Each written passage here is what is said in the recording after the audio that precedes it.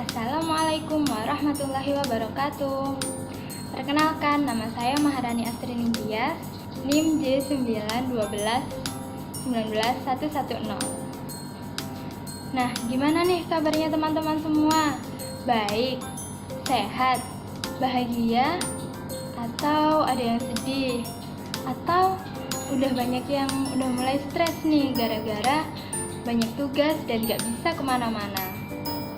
Nah, daripada kalian stres yang berujung nanti depresi, mending kalian simak video aku kali ini, karena aku bakal bahas tentang depresi. Nah, teman-teman, apa sih depresi itu? Depresi adalah suatu perasaan sendu, sedih, atau suatu gangguan mood yang biasanya disertai dengan perasaan tak bersemangat, patah hati, merasa putus asa, dan merasa tak berguna. Lalu, bagaimana sih dengan gejala depresi itu? Seorang yang mengalami depresi, kita bisa melihatnya dengan 3 segi. Yang pertama, dari segi fisik. Mereka itu mudah merasa lelah, mudah merasa sakit, dan mereka juga mengalami gangguan pola tidur. Seseorang yang depresi juga jarang beraktivitas seperti biasa. Dia lebih suka bermalas-malasan, nonton TV, atau hanya makan saja. Yang kedua, dari segi psikis. Dari segi psikis, seseorang yang depresi bisa dilihat dari ia akan merasa kehilangan rasa percaya diri. Ia juga merasa murung.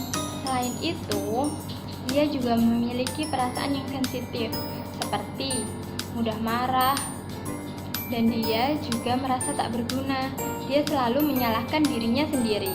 Kemudian, yang ketiga, dari gejala sosial.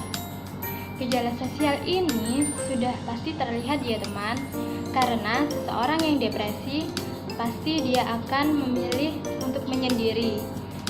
Dia menghindari dari keramaian, dia mengundurkan diri dari lingkungan sosialnya. Nah, bagaimana bisa seseorang itu mengalami depresi? Nah, seseorang bisa mengalami depresi karena beberapa faktor nih teman. Yang pertama, faktor keturunan. Yang kedua, faktor usia, seperti usia remaja nih, dimana usia ini sedang terjadi peralihan dari fase anak-anak menuju fase dewasa. Pada masa remaja ini terjadi pertumbuhan dan perkembangan secara fisik, sosio, dan emosional.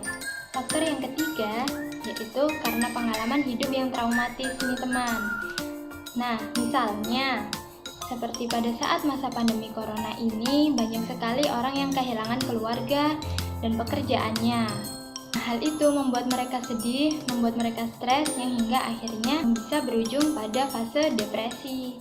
Faktor yang keempat yaitu pola pikir yang negatif. Yang kelima, karena stres yang tak kunjung diatasi. Nah, depresi ini nggak hanya bisa dialami oleh masyarakat umum loh. Pada masa pandemi seperti saat ini, para perawat, tenaga medis pun bisa mengalami depresi. Kok bisa ya? Nah, hal itu dikarenakan lingkungan kerja mereka yang tidak nyaman. Setiap hari mereka harus bertaruh nyawa, mereka rela meninggalkan keluarganya untuk tugas mereka. Nah, banyaknya pasien yang bertambah pada setiap harinya membuat para perawat atau tenaga medis lain itu juga merasa kebingungan, sehingga berkurangnya waktu istirahat mereka, menimbulkan rasa lelah, dan akhirnya bisa mengalami depresi. Kemudian, bagaimana bisa kita mencegah depresi ini? Meskipun kita di rumah aja, kita juga harus tetap melakukan aktivitas seperti berolahraga, melakukan hobi. Nah, selain itu kita juga tidak boleh menyendiri. Kita harus tetap berkomunikasi dengan keluarga, meskipun itu hanya lewat media sosial.